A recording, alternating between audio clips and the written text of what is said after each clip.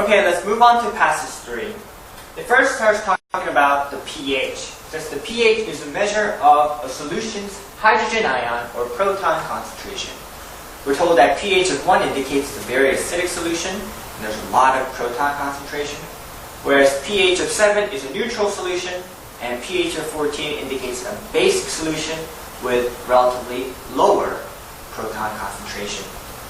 We have a table, one that shows the pH and proton concentration of some common aqueous solutions. So here's table 1. So we have table pH and hydrogen ion concentration of some solutions. Solutions are shown here.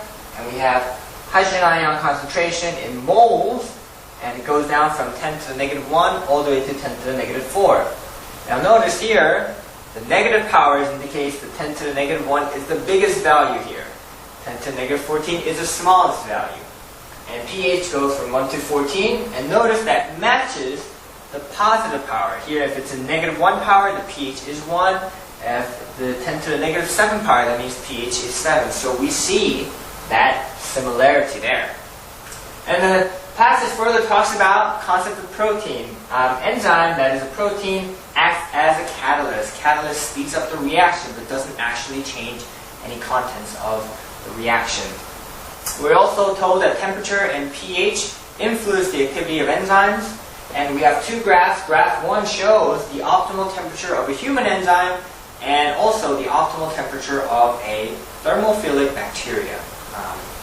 The enzyme in that thermophilic bacteria. Thermophilic means loving temperature, so high temperature, so that means these bacteria prefer to live in hot places. So as we see graph 1, we see that the optimal temperature for human enzyme is typically around 40 degrees, or more specifically 37 degrees, because that's the normal temperature of our human body. And temperature for enzyme of thermophilic bacteria is a lot higher, somewhere around 80 degrees. And that makes sense because these kind of bacteria like to live in hot places, so their enzymes should also be functional in hot places. Graph 2 shows the optimal pH for pepsin and trypsin. These are two human enzymes used for digestion of protein. So we have the optimal pH. Pepsin works best at about pH of 2. Trypsin works best at about pH of 8.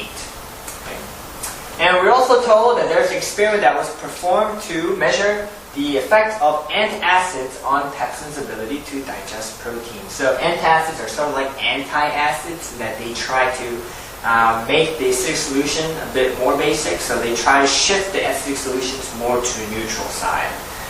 Various combinations of acids